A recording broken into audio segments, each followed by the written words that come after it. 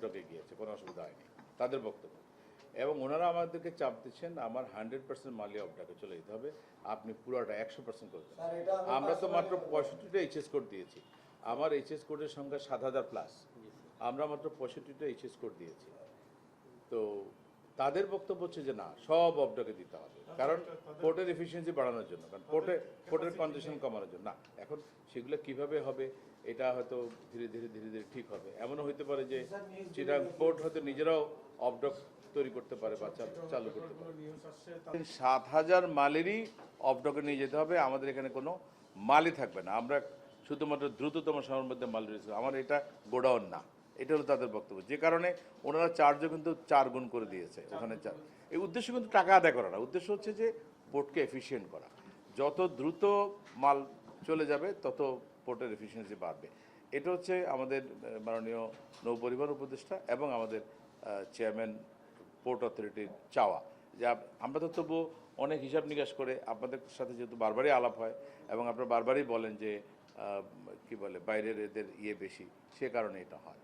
আর আরেকটা জিনিস, যেমন ধরেন কিছু কিছু জিনিস আছে যেগুলো মালামাল আলটিমেটলি হয়তো এখানে থাকবে না, সব এখানে আনার দরকার কি। আমার পানগা পোর্ট পুরা আনইউটিলাইজ, মংলা পুরোপুরি আনইউটিলাইজ। যেমন আমরা এখন যেটা আলোচনা হচ্ছে, কালকে আসার সময় আমাদের কি বলে নৌপরিবহন উপদেষ্টা স্যার বলছিলেন যে, যেমন গাড়ির কথা বলল, গাড়ি তো বেশিরভাগ অনেক গাড়ি কিন্তু মংলা যায়।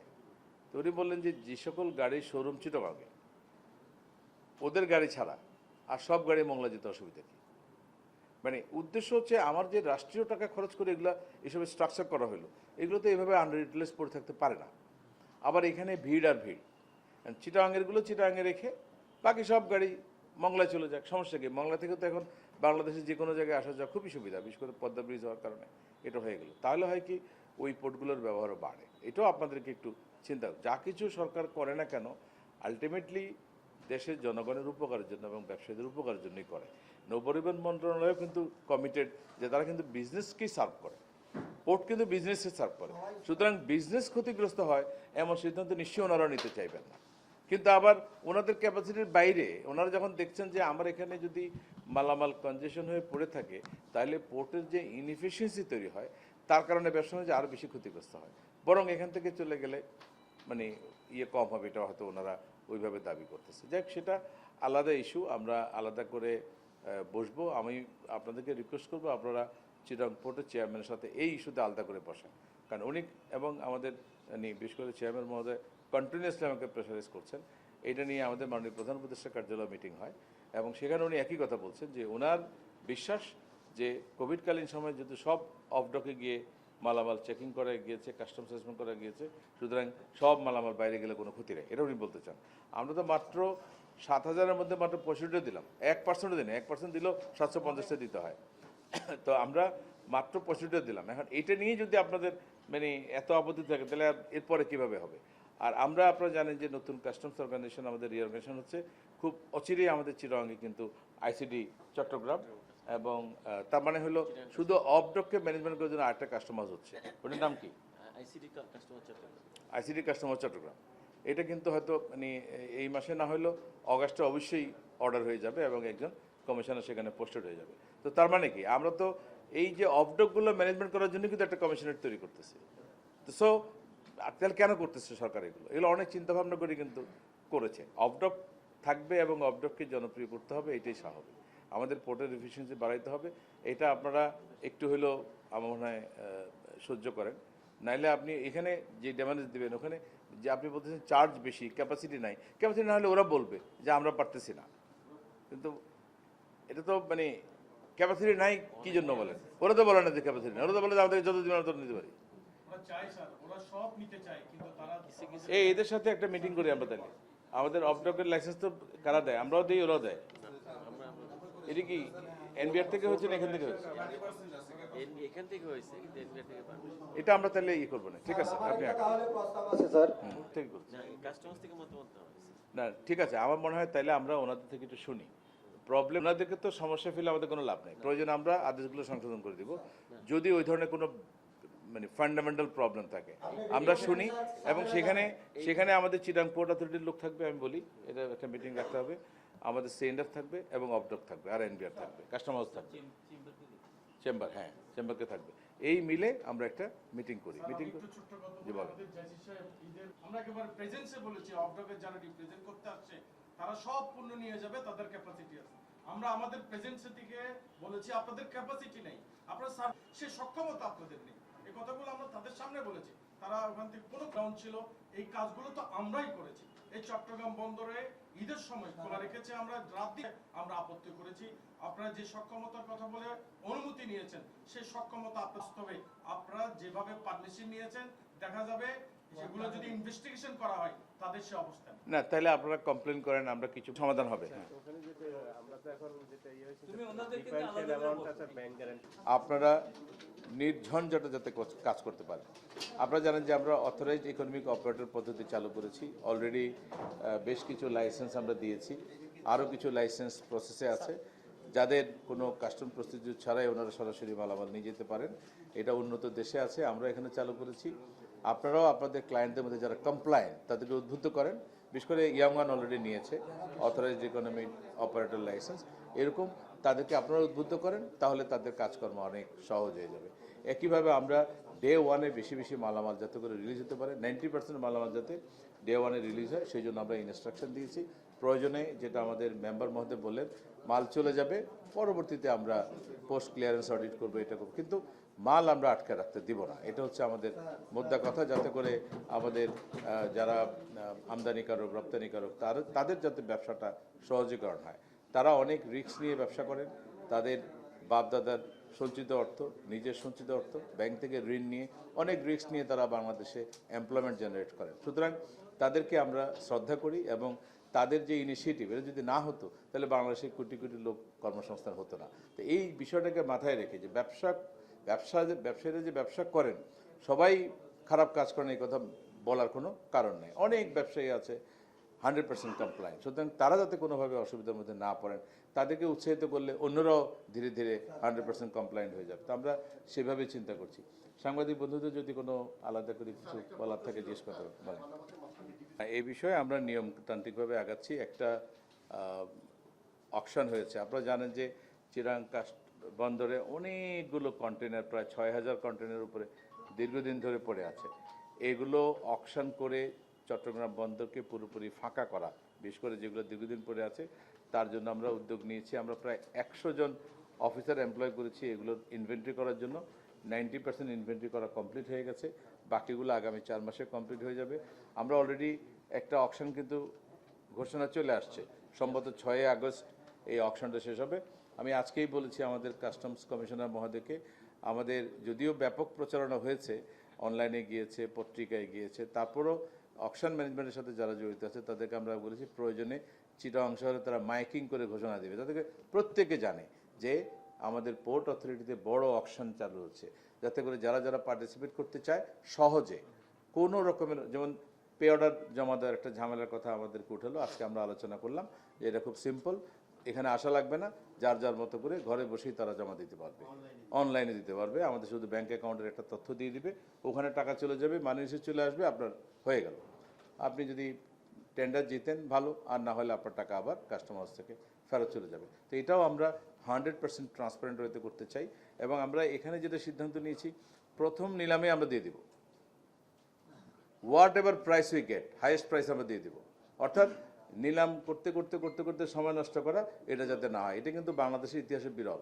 আমরা কিন্তু এই রিস্ক নিয়েছি যে আমরা চাই আমাদের পোর্ট ইয়ার্ডে যে সকল কনজেশন পড়ে আছে দীর্ঘদিন ধরে, আমি জয়েন করার পরপরই দেখলাম যে কিছু ডেঞ্জারাস কার্গো পড়ে আছে 14 বছর ধরে, সেগুলো আমরা রিমুভ করেছি। এরকম অসংখ্য জিনিস খেয়াল করেন, এগুলো কিন্তু বাংলাদেশের ডলার খরচ করে ইম্পোর্ট হয়েছে, যে কোনো কারণে এগুলো যায় নাই। এবং এটা কিন্তু আমাদের জন্য খুবই ক্ষতিকারক।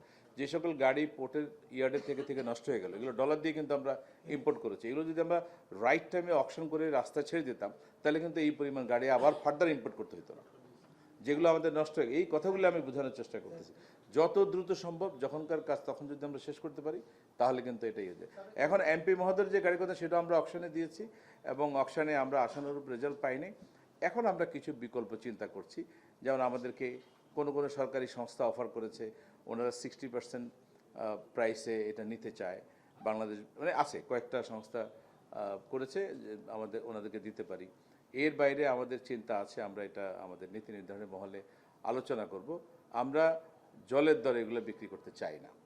এগুলো এক একটা গাড়ি 8-9 কোটি টাকার দামের গাড়ি। সুতরাং যদি আমরা উপযুক্ত দাম না পাই তাহলে এর আরও ভালো ব্যবহার কিভাবে করা যায় সেটা আমরা সরকারের ঊর্ধ্বতন মহলের সাথে আলোচনা করে আমরা একটা নীতিগত সিদ্ধান্ত নিয়ে এগুলোকে ব্যবহার করব। ডেফিনেটলি আমরা এগুলোকে রোদে পড়ে আর কি বলে ওই যে বছরের পর বছর ফেলে এক্সকেপ করার পক্ষে না, এগুলোকে ব্যবহার করতে হবে। এটা আমরা করে ফেলবো এবং আমরা অচিরেই এটাকে উপর মহলে একটা নীতিগত সিদ্ধান্ত আমরা নিব। আমাদের মাথায় কিছু ভালো প্ল্যান আছে আর কি, এটা আমরা যখন কাজ হবে তখন দেখতে পাবেন।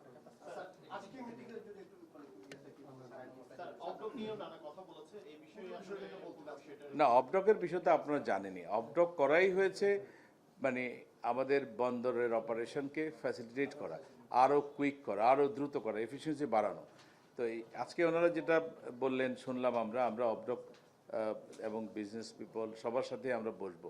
চিটাং পোর্ট, অবডক অথরিটি যারা আছেন, প্রাইভেট অবডক অপারেটর, আমাদের সিএনএফ, আমাদের এফবিসিসিআই চেম্বার এবং আমাদের কাস্টম হাউস চিটাগং, আমরা একসাথে বসে এখানে কি কি প্রবলেম আছে এগুলোকে কীভাবে সলভ করা যায়, রিজলভ করা যায়, আমরা সেদিকে চিন্তা করব।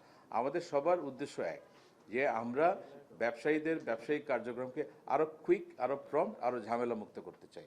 এটা হচ্ছে আমাদের মূল ইয়ে। আমি বোধহয় আপনাদের উপস্থিতিতে এসএগুডা নিয়ে কথা বলেছি যে আমরা এসএগুডার একটা বিকল্প আমরা তৈরি করব, হ্যাঁ নতুন করে তৈরি করব। সেটা তৈরি করার পরে আমরা ধীরে ধীরে এসএগুডা থেকে আরও মডার্ন সিস্টেমের দিকে চলে যাব, যাতে করে আমাদের একেবারে সিমলেস সার্ভিস আমাদের যারা ইউজার তারা যেন পান। হ্যাঁ, সেটা আমরা চেষ্টা করি। এটা নিয়ে আমরা সারাদিন মিডিয়ার খুব সম্মুখীন হই, প্রতিদিন 30-40টা মিডিয়া কাস্টমার যা আসে। আর স্যারেরা তো অনেক কিছু বলতে চায় না, যে অনেক সময় 24 ঘন্টা থাকে না, সার্ভার থাকে না। তা আমরা আপনার সাথে এটা মনে হয় যখন আমাদের ট্যারিফ চেঞ্জ হয় বাজেটের পরে, তখন যখন আমরা কিছু চেঞ্জ করতে যাই তখন এই প্রবলেমটা দেখা যায়। নর্মালি তখন এই প্রবলেমটা দেখা যায়। এখানে আসলে ইন্টারডিপেন্ডেন্সি অনেকগুলো ইন্টারডিপেন্ডেন্স, যে কোনো এক জায়গায় সমস্যা হলেই প্রবলেমটা হয়ে যায়। এই ইন্টারডিপেন্ডেন্সি কমিয়ে বিএসটিএ কেও যে আমাদের সাথে ইনভলভ করে দেওয়া হয়েছে, এখানেও আমরা কিন্তু ওভারলোড করা হচ্ছে আননেসেসারি বিএসটি এর অনেকগুলো পণ্য এখানে যে রিলেটেড, তা আমাদের তো সার্ভার যে বিএসটিআই, বিএসটিআই, হ্যাঁ মানে ওই যে টেস্ট করতে হয়, যে টেস্ট করতে হয় বিএসটি, আমরা তাদের 15 দিন 16 দিন চলে যায়। এই কারণে তো স্যার পোর্টে অনেক মাল পড়ে থাকে। আজকে আমি বিএসটিআর ভবনে গেলাম, বিএসটিআর ডিজির সাথে কথা বললাম। ওনাদের ল্যাবটা নাকি আগামী 3 মাসের মধ্যে এখানে চালু করবে। এই যে আপনারা দেখছেন জাম্বুরি ফিল্ডের উল্টা দিকে ওদের নিজস্ব ভবন, ওরা এখানে মডার্ন ল্যাব করছে। এবং যদি বিএসটিআর ল্যাবটা এখানে চলে আসে তাহলে আমার মনে হয় এই সার্ভিসটা আরও কুইক হবে। আরেকটা জিনিস হলো, আমরা কাস্টম হাউসের প্রিমিজেসে ওয়ার্ল্ডের সর্বাধুনিক সুযোগ সুবিধার নিজস্ব ল্যাব তৈরি করছি। এই যে প্রজেক্ট যেটা হবে আর কি এখানে, এটা যদি হয়ে যায় তাহলে আমরা আর অন্য কোথাও যাওয়া লাগবে না। এটাও আপনাদের সহযোগিতা লাগবে। অলরেডি ল্যাবের যে টেকনিশিয়ান এটা নিয়োগ দেওয়ার জন্য আমি কমিশনারকে বলে দিয়েছি, যে কজন এখন আছে। ইভেন ভবিষ্যতে আমরা আরও পদ বাড়াচ্ছি, যেটা আমাদের এক্সপানশন হয়েছে বিশেষ করে ল্যাব কেন্দ্রিক, যাতে করে যে জেনারেল পারসেপশন পাচ্ছি গত 1 বছরে বন্দরের অপারেশন এবং কাস্টম হাউস চিটাগংয়ের অপারেশনাল এফিসিয়েন্সি কিছুটা হলো বাড়ছে। এটা আপনারা স্বীকার করেন কিনা? কিছুটা ইজি হয়েছে। স্যার আরেকটা জিনিস বলি, আলোচনা করছি সার্ভার ডাউন না, এটা নিয়ে আমরা কথা বলেছি। আমাদের এসএগুডা ওয়ার্ল্ড সিস্টেমে যেটা হয়, বিশ্বের 103টা দেশ ব্যবহার করে, আমরাও করছি অনেকদিন ধরে। যখনই আমরা কোনো ট্যারিফ লাইন চেঞ্জ করি, বিশেষ করে বাজেট যখন হয়, এই আপডেটটা যখন করতে যাই তখন এই সিস্টেমের বেশ কিছু দেখা যায়। আর এখানে ইন্টারডিপেন্ডেন্সি অনেক বেশি, যে কোনো একটা জায়গায় প্রবলেম হলে এটা আলটিমেটলি কাজ করে না। এখন আপাতত এটা পুরোপুরি ঠিক আছে। আমরা খুবই দ্রুততার সাথে আমাদের যে এক্সিস্টিং টিম আছে তারা আলোচনা করে, বিশেষ করে আংটার্ডের সাথে এবং আংটার্ডের যারা করে তাদের সাথে বসে কথা বলে আমরা দ্রুততম সময়ের মধ্যে এটাকে অ্যাড্রেস করতে পেরেছি।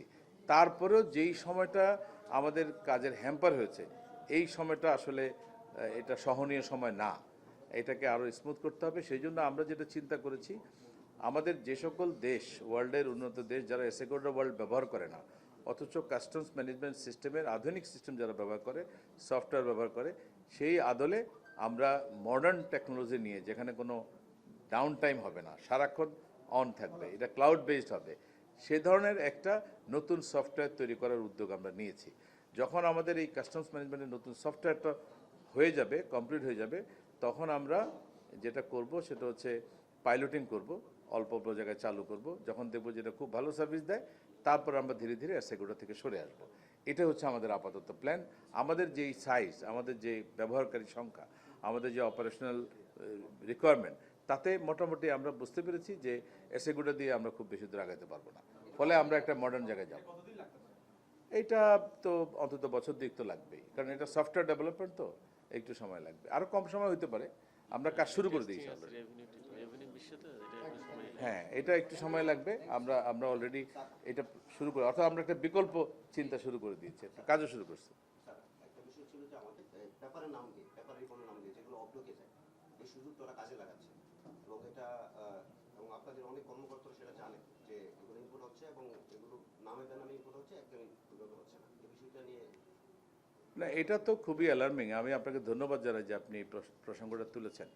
যারাই সরকারের রেভিনিউ ফাঁকি দেওয়ার জন্য যদি কোনো অন্যায় করে, আপনাদের কাছে যদি কোনো তথ্য থাকে, আপনাদের এই গোয়েন্দা তথ্য আমাদের যারা, বিশেষ করে কাস্টমার চট্টগ্রামের গোয়েন্দা শাখা আছে, আমাদের সেন্ট্রাল গোয়েন্দা আছে, আমাদের শুল্ক গোয়েন্দা আছে, তাদেরকে আপনার যথাসময়ে তথ্য দিবেন এবং আমরা এখানে খুবই কড়া অ্যাকশন নিব।